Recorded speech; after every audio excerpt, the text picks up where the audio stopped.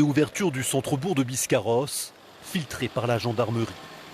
Des contrôles au compte-gouttes pour vérifier les adresses des habitants autorisés à regagner leur logement et éviter toute intention malveillante. On ne va pas rajouter du drame au drame. Il y a des gens qui sont marqués par cette situation tragique, qui ont perdu leur maison, qui ont été obligés de fuir dans la nuit. Si en plus, quand ils reviennent, ils ont été cambriolés, c'est un choc psychologique en plus qu'on essaie de leur éviter. C'est bon, monsieur. Tout est bon pour nous. Vous pouvez rentrer chez vous.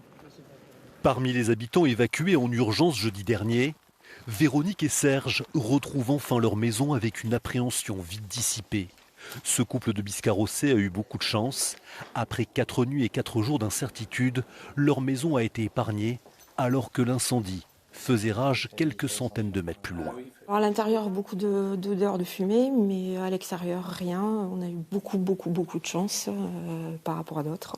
Après, pour avoir autour ce qui est à reconstruire, mais non, franchement, beaucoup de chance par rapport à d'autres. On ne se plaint pas, même si les 4 jours ont été compliqués à attendre des résultats et savoir où on en est. Soulagés, Véronique et Serge n'en restent pas moins traumatisés par cette expérience.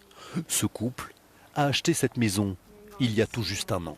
Je dis qu'on n'a pas fait le mauvais choix, parce que quand on a cherché des maisons, on a vu des maisons qui étaient dans les pins. C'était un endroit qui m'aurait bien plu, avec un grand jardin, avec des pins et tout ça. Et aujourd'hui, quand je vois la vitesse où le feu a évolué, et surtout que personne ne pouvait le maîtriser, je crois qu'on a fait le bon choix, parce que là où on est, il n'y a pas trop de pins, et on n'est pas en forêt surtout.